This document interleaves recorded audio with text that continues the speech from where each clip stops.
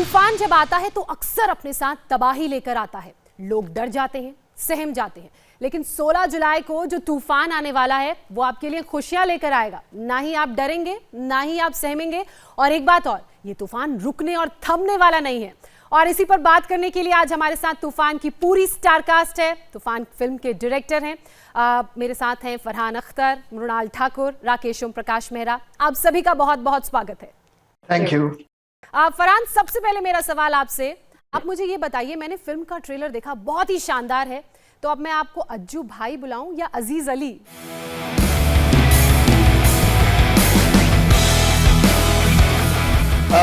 अजीज अली, जो फिल्म है, मैं यही एक आइडेंटिटी अपनी एस्टैब्लिश करने की कोशिश कर रहा हूँ कि मैं अज्जू भाई की जिंदगी पीछे छोड़कर अजीज अली बन जाऊं। तो आप मुझे अजीज अली बुलाएं। और फिर लास्ट में हम आपको तूफान के रूप में याद रखेंगे। हाँ, उम्मीद तो यही है कि जैसे आपने कहा कि एक ऐसी फिल्म है और ऐसा किरदार है जो सबकी घरों में, सबकी जिंदगी में थोड़ी बहुत खुशी लेकर आएगा। खुशी का तूफान, अगर उसी तरह से कहा जा सके तो।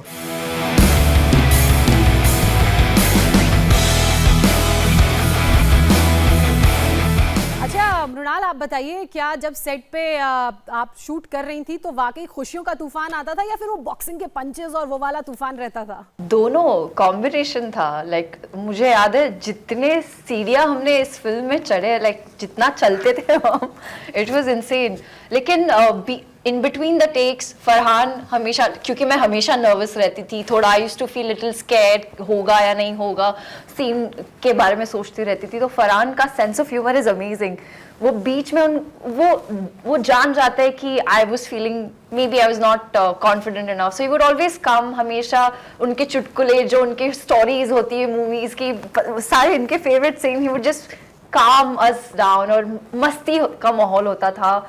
बहुत बहुत एंजॉय किया मैंने। अच्छा राकेश जी, ये जो बातें हो रही हैं पैकअप की, क्या बिफोर टाइम पैकअप हो जाता था? जिसके लिए हमने पूरा दिन रखा था वो लंच टाइम तक खत्म हो जाता था, तो फिर हम कुछ और कर लेते थे उसके बाद। अच्छा राकेश जी, मैं आपसे एक और सवाल का जवाब जानना चाहूंगी। फरहान से जुड़ा हुआ ये सवाल है। हमने फरहान को बहुत सारी भूमिका, बहुत सारे किरदारों में देखा है। Actor Farhan, singer Farhan, writer Farhan, director Farhan. तो जब सेट पर फरहान रहते थे और फिल्म का डायरेक्शन आप करते थे, तो वो सिर्फ एक्टर थे या डायरेक्टर भी उनका निकल कर बाहर आ जाता था? मेरे लिए सबसे इम्पोर्टेंट, मतलब इतने सारे हुनर, और ऐसा मतलब आपको एक किस्म के आर्ट की फील्ड में एक ऑलराउंडर होना। आप एक्टर भी हैं, सिंगर भी हैं, राइटर भी हैं, पोएट भी हैं, डायरेक्टर भी हैं। मेरे लिए सबसे इम्पोर्टेंट था जो इंसान है फरहान, मेरा कनेक्शन उससे है सबसे पहले, तो विद द ह्यूमन बीइंग। फिर बाकी चीज़ें अपने आप हो ही जाती हैं, क्योंकि ये तो आपका काम है, आप करने निकलते हैं, जितना आपको आता है वो हो जाता है। अच्छा, तो फरहान, ऐसा तूफान बनने के लिए कितनी मेहनत आपने की? हमने आपको भाग मिल्खा भाग में देखा था, तब आपको देखकर, आपके फौलादी जिस्म को देखकर ऐसा लगता था कि जो परफेक्ट एथलीट की बॉडी होनी चाहिए वो फरहान जैसी होनी चाहिए। तो बॉक्सिंग, इस फिल्म में बॉक्सिंग जॉनर देखने को मिल रहा है, बॉक्सिंग स्पोर्ट है, तो वो ट्रांसफॉर्मेशन कितना डिफिकल्ट और उससे कितना अलग था आपके लिए? ये सर, मतलब बॉक्सिंग में जो डिमांड है वो रनिंग से बहुत ही अलग है। लेकिन एक बात ये बिल्कुल जाहिर है और सच है कि जो कॉन्फिडेंस मुझे मिला है भाग मिल्खा भाग करने से, कि अगर, और ये मिल्खा जी से मैंने सीखा है कि अगर मतलब तुम हार्डवर्क करोगे तो मतलब कामयाबी पाओगे। तो जब ये फिल्म के लिए प्रेपरेशन मैंने शुरू की, तो कहीं मुझे पता था कि मतलब मुझे वही फिर से वो जो एक जुनून है जो उस फिल्म के दौरान मैंने महसूस किया था, वही जगाना होगा फिर से इस फिल्म के लिए। तो उसी तरह से मैंने इस रोल को अप्रोच किया। लेकिन ये मतलब बहुत ही एक कहने वाली बात है नहीं कि जो बॉक्सिंग के लिए तैयारी होती है वो बहुत अलग होती है ट्रैक एंड फील्ड से। ये मेरे लिए एक नई चीज थी, क्योंकि मैं स्कूल में जब था तो मैंने ट्रैक एंड फील्ड में बहुत हिस्सा लिया था, लेकिन बॉक्सिंग में मैंने कभी बॉक्सिंग को मतलब एक ग्लव भी नहीं पहना है इसके पहले। तो it was a new beginning for me कि ABC मुझे सीखना पड़ा बॉक्सिंग का। तो डिमांड ज्यादा थी, फिजिकल डिमांड ज्यादा थी, लेकिन क्योंकि मैं वो फिल्म कर चुका था पहले, मुझे एक अंदर एक आवाज थी और एक पहचान थी कि ये मुमकिन है।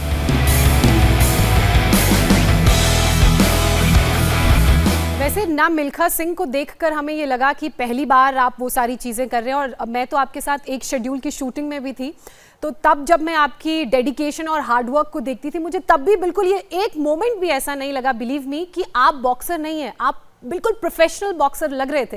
तो मैं आपसे ये भी समझना चाहूँगी फरहान कि कितना टाइम आपने वो बॉक्सिंग की टेक्निकलिटीज़, पंचेस, कैसे किस डायरेक्शन में मारना है, क्या टेक्निकलिटीज़ होती हैं, उनको समझने में आपको वो वक्त लगा? जी, जब मैंने शुरू किया, शुरुआत से अगर मैं देखूं तो कुछ 7 या 8 महीने मैंने जो मेरे पहले ट्रेनर थे ड्रू नील, उनके साथ मैंने किए। तो उनके साथ मैंने जो बेसिक्स है बॉक्सिंग की, वहां से शुरुआत की।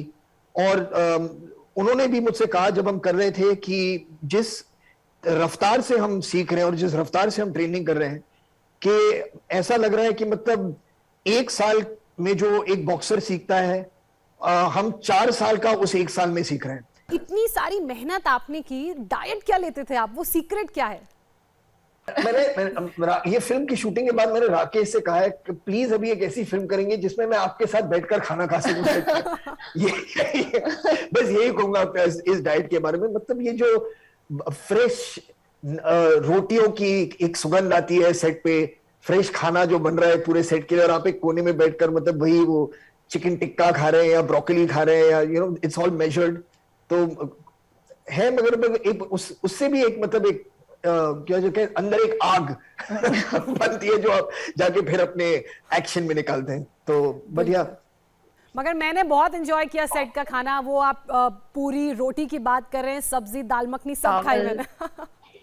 चलिए, कॉन्ग्रेचुलेशंस। जी जी जी फरहान जी। मृणाल, आपने 2 ऑप्शंस दिए हैं हर बार फरहान को फिल्म में। आप अपने लिए कैसे डिसाइड करती हैं कौन सी फिल्म करना है, कौन सी फिल्म नहीं करना है? क्या ऐसा कुछ 2 ऑप्शंस आप अपने आप को भी देती हैं? इंटरेस्टिंग। ऑप्शन नहीं होता मेरे पास, मुझे करना है, और एक गट इंस्टिंक्ट होती है जो डिसाइड करता है। और मुझे लगता है कई सारे लोग हैं जो अपनी अंदर की आवाज नहीं सुनते, इसीलिए वो गलत रास्ते पे चले जाते हैं। हमारे लाइफ में 2 चॉइसेस हमेशा होती है जिसे हम नजरअंदाज करते हैं कभी कभी।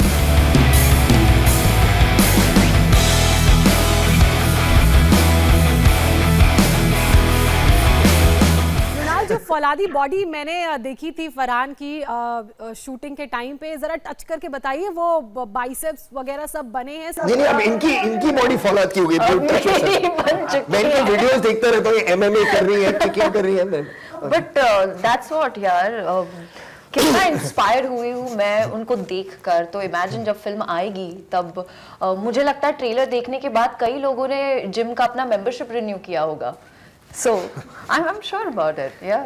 बिल्कुल, अगर सब जगह जिम खुल गए होंगे तो ज़रूर किया होगा। आजकल तो ऑनलाइन सिस्टम हो गया है, बहुत सारे लोग ऑनलाइन भी अपने घरों पर सीख रहे हैं। इसी से जुड़ा मेरा एक सवाल है, 2019 चल रहा था जब फिल्म की शूटिंग हुई थी, अब 2021 में हम हैं, कोविड की वजह से अननेचुरल सर्कमस्टांसेस आए, फिल्म की रिलीज़ रुकी, हमें लगा बड़े पर्दे पर आई थी, इंतज़ार बड़े पर्दे पर था, लेकिन अब दूसरे बड़े पर्दे पर नहीं, OTT प्लेटफॉर्म पर फिल्म रिलीज हो रही है। ऐसे में किस तरह की फीलिंग रहती है, क्योंकि इस तरह की फिल्म बड़े पर्दे पर देखना is like a different feeling.